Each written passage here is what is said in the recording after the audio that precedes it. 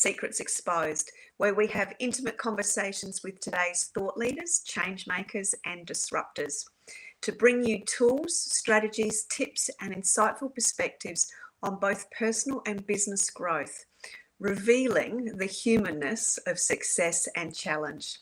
For those that are new to the show, I'm Sally A. Curtis. I'm a content repurposing whiz, and we work with brilliant individuals to help them leverage their content to engage their audience through the power of visual brand assets. What we're best known for is turning books into 2 years worth of dynamic social media content.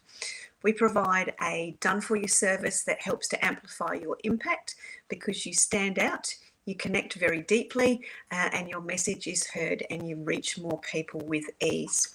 Now, today, more importantly, we're going to be talking about chaos control. Now, we've all lived lives and been in the thick of chaos, so it's going to be a great conversation around how to control that chaos. And if you've got small children or a large family and you're building a business as well, you're going to absolutely love our guest today, Heather. So let me give you a little bit of a background on Heather Steinke. She's a productivity coach. She's a very busy mum of 3 children.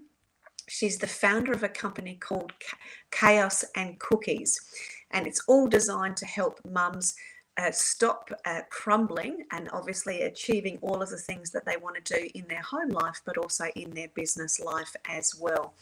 Previously, Heather used to help other businesses build 6 and 7 figure businesses, other women, and she's gone on to absolutely do that for herself. It's designed to help, as I said, control that chaos. She's got a great system around that she's built for herself and others. And it's designed to help mums overcome the objections that are getting in their way of the life that they want to live, as well as that business that they want to create. And she has a family playbook, or a standard operating system, and it's the tool that every mum needs to save time, reduce stress when that chaos occurs at home. Productivity and self-sufficiency is the name of the game of what we're going to be talking about today. So please help me welcome to the show, Heather. Hi, thank you for having me. I'm so excited to be here. Thank you so much for joining us all the way in your evening in the US for our morning here in Australia. So thank you. You're so welcome.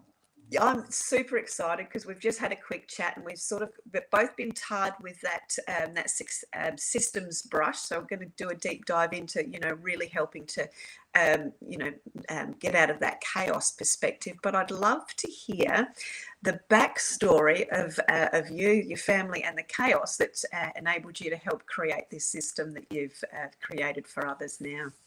Sure. So I am a single mom of 3 great kids. They're all 10 and under 10, and so they keep me quite busy. And I have been in the sales and marketing world for a long time in the legal part, and then I have a health and wellness background. And so after I was writing a non-compete out after my sales job with the legal litigation service company that I was with for so long, I got back into health and wellness and started coaching this virtual program.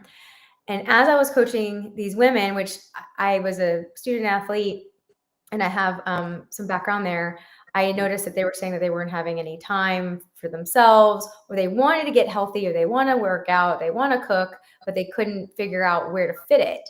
And so I created Chaos and Cookies to complement that weight loss coaching business. And it morphed into a lot of things to where I was now coaching new business owners and moms on how to create systems and to simplify your life and to be more self-sufficient as well, because I think it's very important for us to run our homes just like a business, because there's still bills to pay, there's meals to be made, we need to run it like a smooth operating machine, where if we remove mom from it, whether that be emergency, whether that be divorce, whether that be something that you can't see coming, it can still run itself and minimize the stress, because when chaos ensues, it's stressful enough, right? And we don't know how we're going to react to it. So that's how Chaos and Cookies came to be. And I've been helping lots and lots of women just learn new skills, and I am known for my funny videos online, and I'm very real. I don't try to sugarcoat the reality of being a mom and running a business. I think it's if you want Instagram perfect, that's not real. Yes. I remember having a conversation with a girlfriend. She said, "Oh, but you look like everything's going well." It was one of those weeks that you have, and you're having a coffee, but you really wanted a stiff drink with a girlfriend. She said, "But you look like everything's going well." Yeah, I said to her, "We only put the good stuff on social media." That's exactly correct. When I filed for divorce, everyone was shocked because they saw the nice house, they saw the kids, they saw the this and the that, and it's like, you all look so happy. I'm like, that is what you put out. Like, you have no idea what's happening on the other end. So I really encourage those that are starting businesses or trying to get their message out or sharing themselves. You never know what your viewers are really going through, because we don't see it. And you could really say or do something that relates to someone, and it could really spark something, and you just don't know it. So it's important to just be genuine and share, because you never know what's going to resonate. Yeah, absolutely. Couldn't agree more. And that was one of the biggest changes I know we've made, and I see a lot of our clients made, is that you're bringing more of that, the real stuff that actually goes on. And as you said, that's where people can see that mirror reflection of what's going on in their life. That, the reality of it's not perfect, but it's real, and it's got emotion tied to it, and it's got other people's feelings are tied to it, and it's got success and challenge tied to it. And I think that's where one of the beautiful things that's come out of the COVID and all the rest of it is we're sharing more because we've lived more, and we're experienced more, and we've become to almost feel more. Yeah, definitely. So talk us through some of your some of the common problems that you see with your clients, because I find when you share the commonalities of the problems that you see, as when I see them, people go, "Oh, yeah, I have that." So we don't actually know we've got a problem until somebody actually talks about the commonalities of those problems. Can you share some of those with us? Yeah. So most commonly, and I am a mom of little kids, and so that's where I live. I don't have the teenagers yet.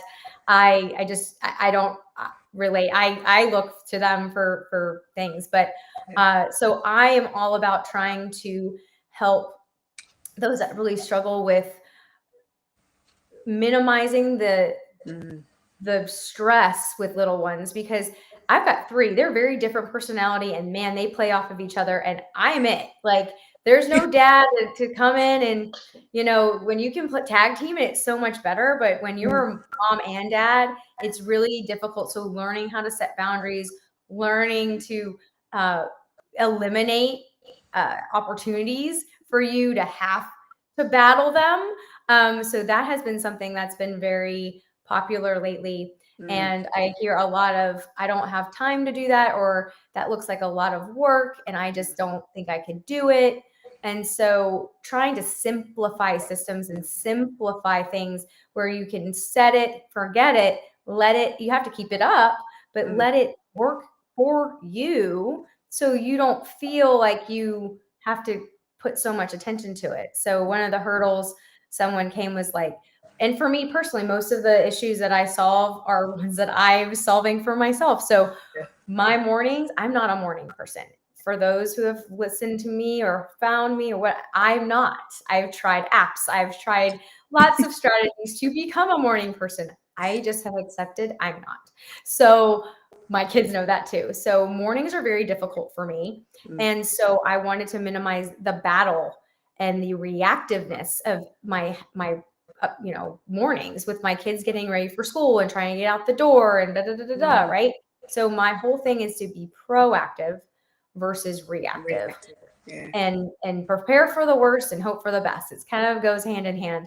So my kids, and I know if you have small kids, it's winter, right? And they come out and they dress themselves because you want to give them that self-sufficient, and you want to like encourage their creativity and independence, but then they come out in tank tops and shorts, and it's you freeze outside, and you're like, well, you're going to freeze. Go back and change. No, mom, you said that right. And so you're battling. So then you have to go to the room, you got to pull out the stuff. And it's a whole 20 minutes. And then now you're starting your day off being very reactive.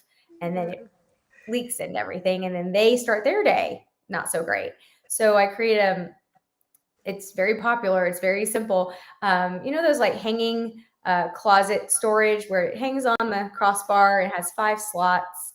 I implemented that with all 3 of my kids. And so on Sundays or maybe Fridays, if I have help, I'll set out their week, Monday, Tuesday, Wednesday, Thursday, Friday, look ahead at the weather, look ahead if there's crazy sock day, if they need extra something, whatever. And you put it in there. So then they can go and get what they need for the day. So they feel like they have some responsibility, but you know what they're putting on.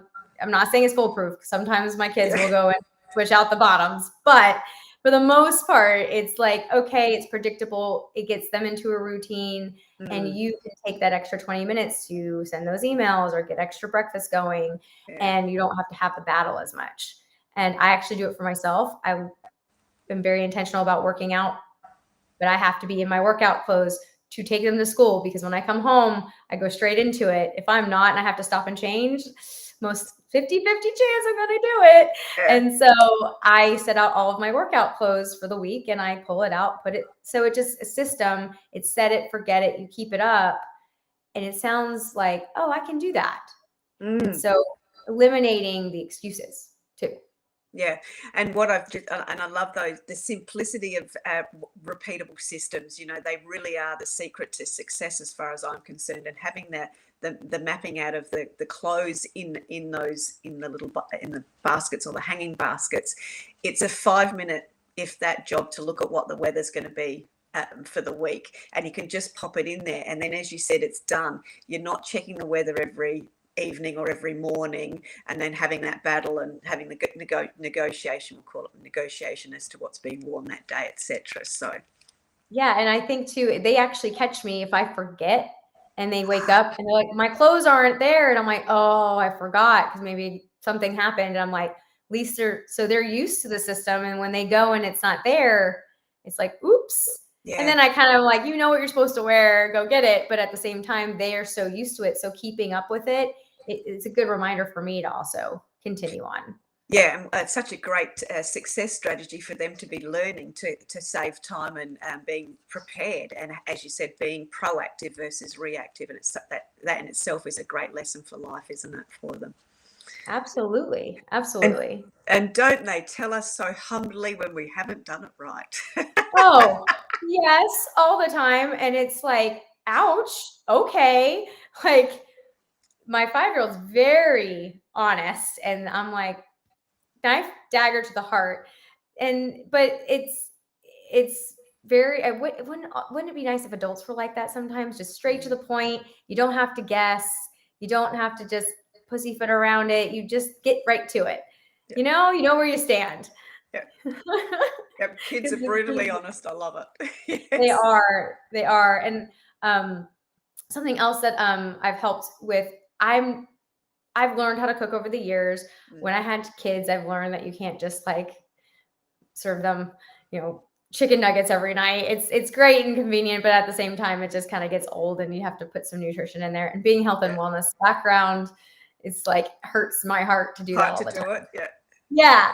And for the other side of things, if you're on a budget or you're trying to really be more intentional with your meals with your family, and you want to sit down and have family meals, but all the time, if you go, how many times have you gone to the kitchen to go make something? You go to the pantry, then you go to the fridge, and you go back to the pantry, and then you find out, you get to the step in the recipe book, and you're like, I thought I'm missing something, this ingredient, and I totally don't. And now what? So your plan's ruined. You're being reactive. And so I really, another system that I have implemented is, if you don't have the money to do those like pre-packaged, I'm sure you have those there where they come and you just open them up and start cooking, right? Yep. You can do it on your own. It takes a little, like 5 minutes, but you can do it on your own. You get your groceries, you bring them home and you get like little plastic bins or bags or sections, and you put all the things for that meal in the bin. And that's including like a whisk. If your spices can be refrigerated, great. Everything and everything except for maybe the things that you really can't refrigerate. And then when you're ready to go cook, even that one onion that's rolling around that drawer, Yeah. like, why did I buy that onion? Oh, I never got to it. Now it's bad. And then you waste food, whatever, or your kids eat everything. At least it takes it out of the mix where your kids can't go snack on it. That happens a lot too, where I go, I'm like, what was for dinner? Oops. And so you pull it out and then you plop it on, your counter and you're ready to go. You're not making laps around your kitchen. You know that you have everything. And all you have to do is maybe get a couple of things and then you're off. And you've just now created a whole big window for yourself to get extra work done. Maybe you'll have some downtime for more conversation at your table. Cuts down on all of the stress, like, did I get it? Did I not get it? And overbuying and over purchasing. Yes. That's always what ends up happening is you buy too much and then you waste it, or you forgot an ingredient at the store. Yeah. So it's just a quick, simple, it's right there, ready for you, almost like it's prepackaged. You can, even if you have time, meal prep before. I've tried the meal prep thing. It's hard. Like, it's hard. I get really proud of myself when I can.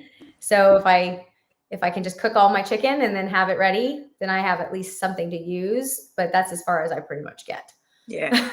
I probably do a bit of both because I'm at the other end of the scale. So my son's 19 and my fear is that he's going to eat everything by Wednesday and we've got to get through to Sunday because he also does a lot of sport. You know what happens when they do a lot of sport? They consume a lot. And he's just said to me this morning, what's for lunch? I said, have you actually looked in the fridge this morning? And he went, have I eaten it all again? I went, yeah. And I'm a Sunday. I love doing a Sunday cook up, getting a whole lot of stuff prepared. Mainly our lunches because we both work from home, and he's at uni. Just so we've got nutritious, proper food instead of that sort of, what I wouldn't call, proper. We'll just call it proper food, and right. Those sorts of things. So, yeah, proper food. So I love to do a bit of pre-prep, but my system is just what am I going to eat? What are we going to eat for the week? So we've got all that mapped out.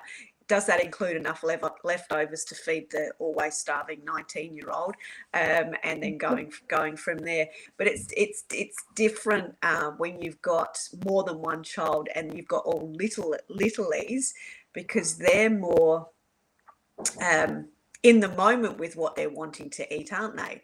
And all those sorts of things. So that's in itself is another form of chaos, is managing their expectations of what they're wanting to eat in that moment. Oh, and so I have like a snack on my pantry. So when they know what they're allowed to have, because it's kids stuff. I mean, I would say like the 19-year-old eats you out of house and home. When I buy groceries, I buy now double just because I know that my son's going to eat all the apples in one sitting. And it's like, I just bought those 4 lunches this week and now I don't have them. Yes. And now it's like, well, buy more. It's like, you have no concept of money yet. Like, no, like that was not the purpose. Or he leaves like 2 slices. It's like, oh yeah. But they are snackers. I try to keep it clean. And then you're just like, sometimes you're just like, well, it's breakfast for dinner because that's all I got. That's what it is. Yeah. And I'm really proud. I made like overnight oats this week and I did all the things and they're in there. And then I have a hard time of stopping what I'm doing to go and take a break and eat. Like I'll go through the day and I'm like, did I eat today? Probably not. Then I'm hangry at the end of the day. So setting alarms is really important too. Just for that, I set an alarm just to wind down from work. Like, hey, 15 more minutes, start wrapping it up. I set an alarm for like when I pick up my kids. There's my kids knocking at my door because they don't understand that no means no. Why do you have a sign on your door? I'm like, can you not hear me talking to someone right now? Yeah. And so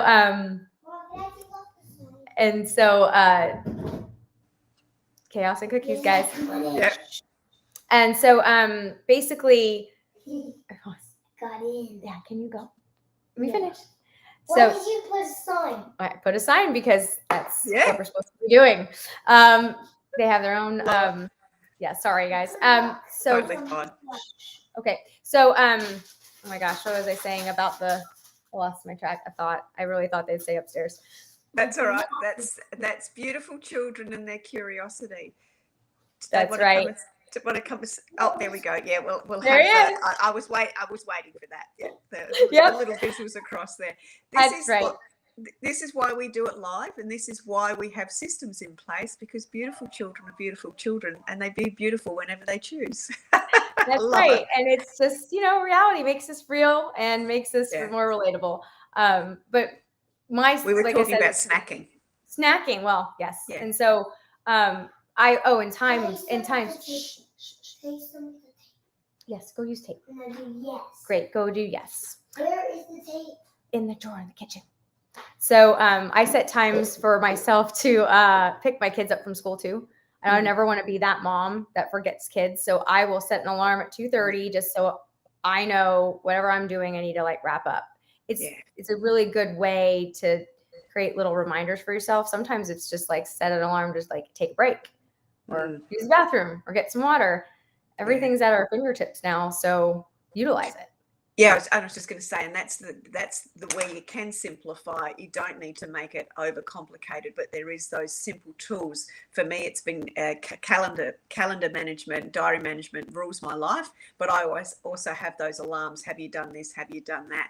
And I absolutely had to do that when Rory was little, because I did leave him leave him at school a little bit longer, and I got did you forget me? And I went, yeah. And so mom guilt just comes rolling in, and then you end up trying to make up for it, and then it's a whole thing, right? It's the one fear I have is forgetting or losing track of my time. I even set an alarm right before I hopped on here, and I said, I'm gonna go put some eyeliner on and get logged in, and because I'll get sucked into my kids after in the evening. Yeah. And so we have to remember that these tools are invented for a reason, and we should utilize them. We don't have to do anything fancy. I have I don't know, my child probably ran off with it. I have an hourglass, and they're 10-minute increments. I have 2 of them, and I'll try to time myself if I'm on social media, for instance, going down the black hole. Yes. Right. And yes. Yeah, it's awful. Or if you're in your email, let's just email, you get sucked into email. I set myself some time where it's okay, this is the time I've time blocked off. And so I visually can see it, and I'm not using my phone, because what's so easy to do these days is push the snooze button, push the push the snooze button, delay it a little longer. If the sand is out, the sand is out, and that's it. Time to do it. So I think that's another important thing is, yet it's at our fingertips. It's not always the best thing. Yeah. Hello. And one of the phrases that I actually love that you actually also said is that, kids don't come with an instruction book. No. But life in itself, life in itself can, and that's having some of those simple systems that we're talking about and putting in place. Is there any other elements that you've used and you've helped your clients use that help to run that household? So we've sort of talked about managing time. We've talked about the clothes, which I think was a beautiful scenario, and we've talked about meals. What are some of the other things that really sort of trip up mums that have got these little kids? Because I've sort of forgotten it, but I can remember it as soon as you start talking about it. Right. So I think too, trying to feel like we have our own space, like my office, for instance, is taking over. So trying to create space for yourself away from them, because when you have little kids, they bring everything into everything. And so having some sort of system there that I strongly recommend, having some storage, functional storage in every room, because for me personally, I cannot handle seeing clutter or something out of place. I'm so sorry. Yes, right. I'm exactly this. At least he's not in a Spider-Man outfit. He's usually like full on in Spider-Man. bless. Yeah, he keeps things interesting. But so I always recommend to moms, like if you are okay, go. There he goes. Oh, I got back up. I finally got back up. Finally. So because I've been fending for myself by myself. So having some functional storage will help not only get your kids to feel like they can have their time with you, bring their toys in, even if it's blankets, but I always teach them to put the functional storage, bring that over, to put it at the front of the room by the entrance, because as you are walking out of the room, it's more productive. It's also it's quicker. I hate wasting time. So get everything up, going out the door, dropping it in, whatever it is that you're dropping it into, and leaving instead of going back and forth and back and forth, right? Yeah, like, hey, kiddos, pick up your stuff on your way to go wash up for dinner. It eliminates them saying, well, oh, I already went back up, like upstairs, like, oh, I have to go back up. Take it and do it as you're walking out. Also for aesthetics, or if you have guests, because we stress as moms. So like, we always apologize. Like, I'm sorry for the clutter. I'm sorry for the way my house looked. Hey, that's life. Like, you're going to be coming in, set the expectation. Like, listen, don't act like your house doesn't look like that either. But when they walk into the space, all the functional storage is behind them. So they're walking into the room as like something that you feel like you can present as a mom, as a human, as a person. Yes. And not as like, excuse the plastic snake on the floor and, Spider-Man stuff everywhere, so it's functional. It helps. I mean, even with blankets, like I have blankets, you dump them in somewhere. I mean, this bench behind me has a lifting thing. I have no shelves in my new office, so need storage somewhere. So if I don't want to look at the clutter, just dump it on in. Yeah. But that helps me for peace of mind, right? So sorry, go ahead. No, I was just going to say, I absolutely love that the concept of the functional storage, but the strategy of actually having the storage by the door, because I'm a neat freak and I like aesthetically, I like the space to be clear and uncluttered, and it's got to be pleasing. But it's also got to be warm and friendly. But that for me is not the toys or stuff. And I'm going to say toys because we've got a dog and she brings all of the toys in. Oh yeah. Into the room. But I have a box in the laundry which is on the way out, so I pop them in there. So I love that idea, especially with kids, of having the box by the door as you're going out, because I was always taught the philosophy of touch it once, so you can pick it all up and pop it in. So to me, that taps into that touch it once philosophy. If you pick something up on your desk, don't pick it up and put it somewhere else. Pick it up and put it away, so you're not touching it twice and taking more time. So that sort of fits into one of my loves, which is touching things once. So that's brilliant. And the other, I'll go a step further, is that I keep a cube. So I don't have functional storage for my children's sake in my bedroom, because that's like my space, and then like a bathroom. But every other, in maybe the dining area. But I keep a cube in the kitchen. So as the day goes by, when they're at school and I'm finding things that they've taken out before we've gone to school, and then I have to hear I've lost XYZ or where did I put it, I would prefer them not lose it and me forget where I saw it, and teach them the lesson of like, pick up your stuff. So what I've done is I'll pick it up throughout the day and I'll put it in this box. And at the end of the day, y'all get your stuff. Check the cube before you go to your room, because if it's left in the cube tonight, it's mine. And they are more like, they're putting their stuff away that they've left out, but at least it's consolidated in one spot, so I don't have to look at it. And then it also teaches them the responsibility to at least put it away or come get it, or it's not going to be yours anymore. Yeah, and that's a different version of self-sufficiency, which will show them well as they become older children, and then into the adults side of things as well. You do it with your spouse too. You leave the stuff around. You just put it away. This is your stuff, babe. here you go. It's going to go away if you don't go put it, I'm not your maid, Yeah. Yeah. Love it. Absolutely love it. Now, one of the things that you also talked about is, and I think this ties into the systems as well as, and to me, systems as can and are so simple, but I think like everything, we tend to overcomplicate them. But you also have talked about, the mum is a role we play versus the definition of who we are. And I think it's as you said, our children have all got different personalities. We've got our own quirks, etc. So how do you effervesce more of all of that and play the role of a mother versus it being the defining, definitive thing that we are? So I think what really resonated for me that got that through, because when you first become a mom, you're like doing everything and anything that you possibly can do, and you put yourself last, and then you almost to where you have to reach rock bottom in order to figure out that you're not taking care of yourself. Yeah. And then as you get out of it, you have more, perspective. And I feel like this goes for a lot of different factors of my life personally, is I'm setting an example for them. They watch and see and hear everything. Things you think you're hiding from them, they're not dumb. And I've got little ones, and I'm learning that they've seen and heard things that I never thought they would.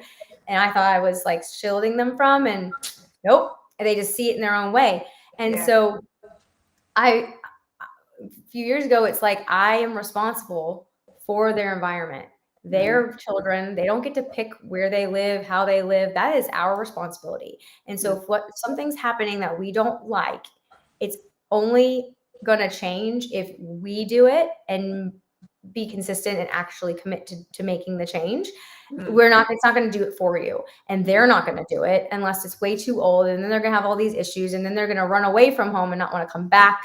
So it's goes hand in hand with environment, habits, watching things that you're doing. So if you are telling them something and you're not doing it, then they're going to be like, well, if you're not doing it, why would I? So you have to practice what you preach. And really, so if we say, take a break, it's better for you, or take care of yourself, or, whatever it is, you have to do it too, because the car's not going to drive itself. So it's like, if you want to be your best, then you need to show that you can say no. You don't have to say yes to your kids all the time, and to say, or say, they're like, right now it's kind of a bad example, but it's the end of their day and they're having a rough one. But other than that, it's like, if you see my doors close, that's a boundary. I tried the sign thing from my friendly Aussie interview a few hours ago. It worked for her kids, and they're the same age. Clearly didn't work for mine. And I just ripped it off and walked in. And so just setting those boundaries and expectations, because also sticking with it. So I've been trying to take my watch and my phone and put it away. So I'm intentional with my kids, so they're not seeing me on my phone and not feel like, right? It's little things, and they watch it. And so being a mom also includes you being you, because we're only a mom for like 18 years. When it comes to caring for them, because once they're 18, they can do what they want. They might still live with you, but they're adults. So what happens to us when that happens? Like, we're still mom, but we're still us. And now we've lost we've lost Heather, right? So why are we going to wait 18 years to get to do Heather's stuff when I'm older, I'm tired, you know what I mean? Probably, grumpy, and you have a different filter of the world. So it's important to remember that I like to go to the movies. I make it, that didn't change because I became a mom. I might not be able to do it as often, but I still have the same, like, maybe they've changed a little bit, but I like to do things still. Maybe you like to go to concerts. Maybe you like rock music. Make an intention to go once a year, or make plans and keep those schedules for yourself, because if you're not, you'll feel like you're losing yourself. And you've just used the word keep those schedules for yourself, but I'm going to phrase it this way, because somebody said it this way to me the other day, and was keep those promises to yourself. Because though they're often, as you've said, I love movies as well, you know, and going out in nature and all those sorts of things. They become our fuel for our continued joy. That's where our discovery comes from. That's where our inspiration comes from, and our space. So like anything, it comes back to the, you know, good old calendar, you know, putting things in your calendar, but it's keeping those promises to yourself. And again, I suppose that's another form of leadership of, you know, helping our children understand that, you know, we are as important as everybody else around us, and teaching them that as well, that by taking that self-care and keeping our promises to ourselves as well about, you know, taking our time out and going to the movies and those sorts of things. Yeah, it's important to show that you have a life outside of them. Like like they're your world, right? But they need to understand that Totally. there's other things that we have to do. We can't just drop everything. And it's not that this is more important than you, but it's important to me, or it's necessary to, I don't know, pay the bills. Yeah. You want to eat. So but also doing that within the parameters of being reasonable. Like, don't do it all day, every day, and don't change it up. Really stick to a really consistent routine. With little ones, they like to know what's coming. They like to be prepared, whether they like it or not. You start talking about it. Like I told them before I was coming up, okay, guys, I have 10 more minutes. I'm going to get, you know what I mean? Like, make sure that I try. Doesn't always work, but it's there, and set expectations and prepare, because we don't like to be surprised. No, absolutely not. And I always used to give, I remember it was 5-minute 5-minute warning, because Rory, if you didn't give him a 5-minute warning, which it wasn't just one 5-minute warning, I can assure you, but you know, that routine, if you surprised him, that was it. It was heels in the ground. It was on. It was not happening. So he's always been appreciative of 5-minute warnings as such, just like we are.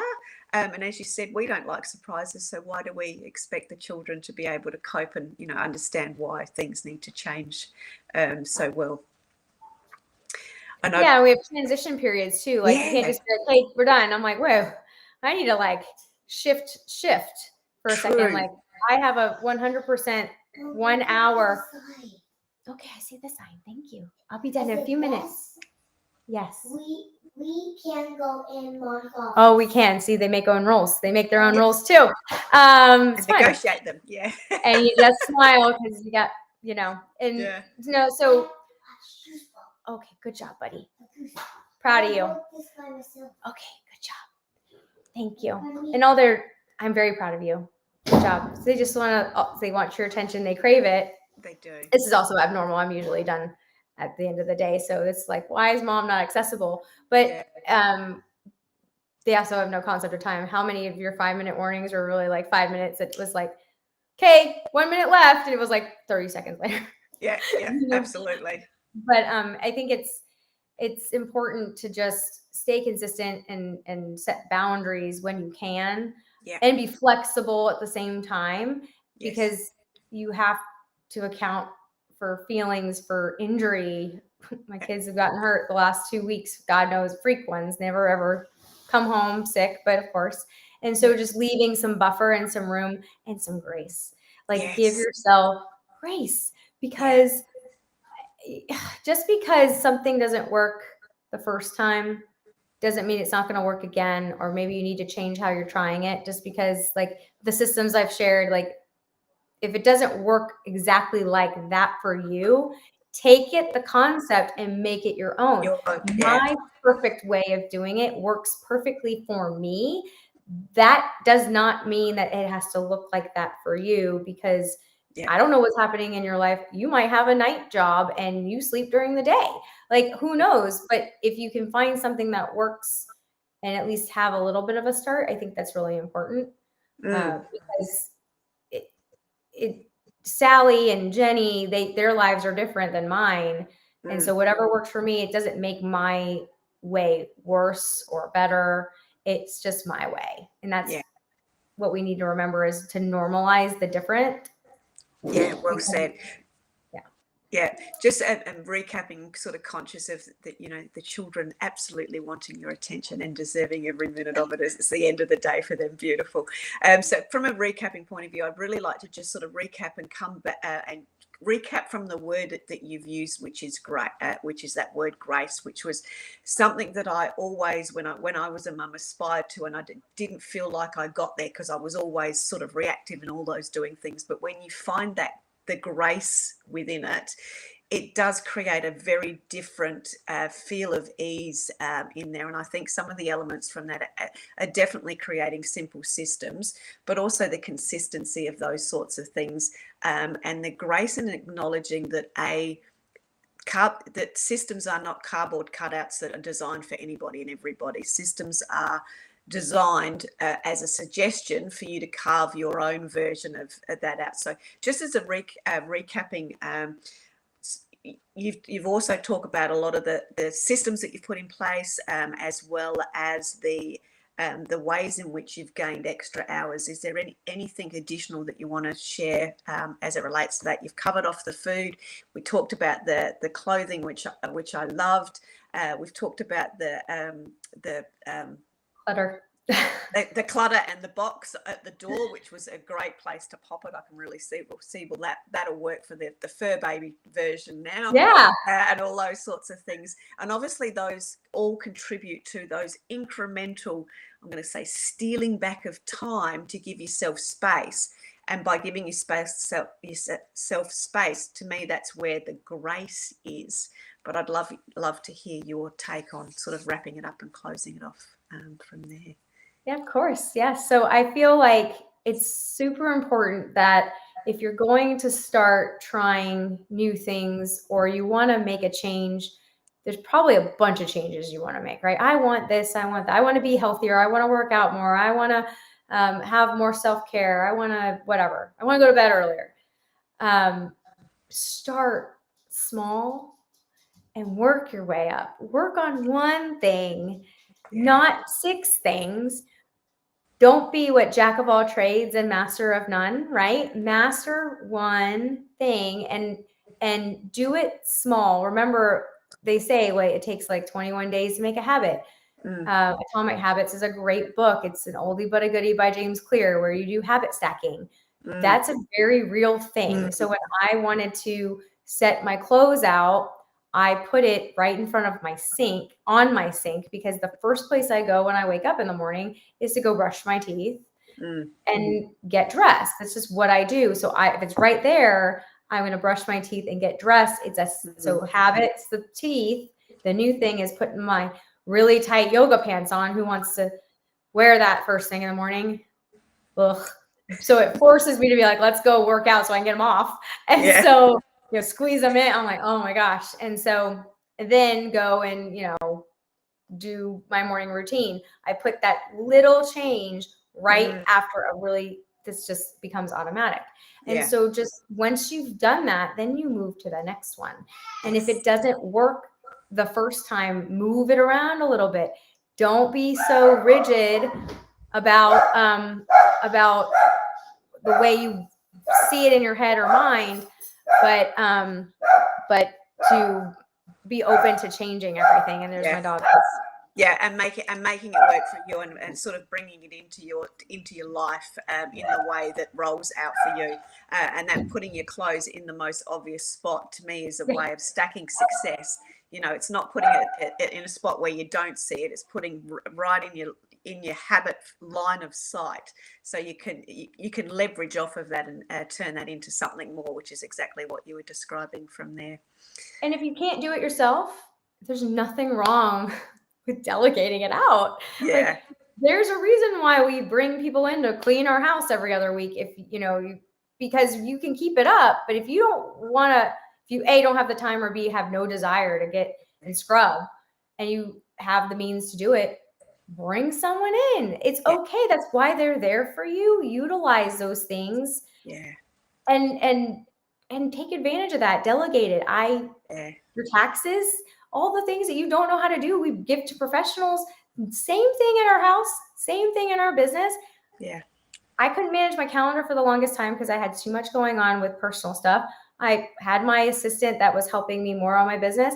I was like, listen, I need some help managing my personal stuff. I need you to just do this, do that. It took away from what I needed her for, but this is when I needed her. And you delegate it out and you trust it that it's going to happen, and you know enough about it to where you can get by and know that it's so you can catch mistakes. But at Yeah. the same time, if it's something you Not don't stuck into want to it. do, Yeah. delegate it out. Yeah. There's a laundry service I might just try. I hate laundry. I hate it so much. And someone just told me the other day about this one that they're using. I'm like, might just try it when I get behind. Just never know. Don't know. Don't know if you don't try. And I think that's the motto of, creating simple success systems is if you don't know unless you try, and trying is the first way of stacking that success and creating things to be much more simpler in your life. And how is the best way for our audience to check in with you, find out a little bit more about your, now you called it I'm going to call it the instruction book, but your family operating manual and all those sorts of tools that you can actually equip people with to build that life and build that business that you're wanting to build. What's the best way for people to reach out and get in contact with you? So I have my website, which is chaosncookies.com. It's just with the N. The other one, if you go to Chaos and Cookies, it is a bakery. It's not me. And also, I have a podcast that every week there's new episodes coming out. It's the Chaos and Cookies podcast. Again, you can find it on my website, and I'm on Instagram, TikTok, and Facebook. And it's under Heather Greco. I've just recently changed my name because of the divorce. So it's an easier thing to say. Not a lot of people have seen it yet. So, it's coming. It's kind of mixed out there. And so you can find me under both names.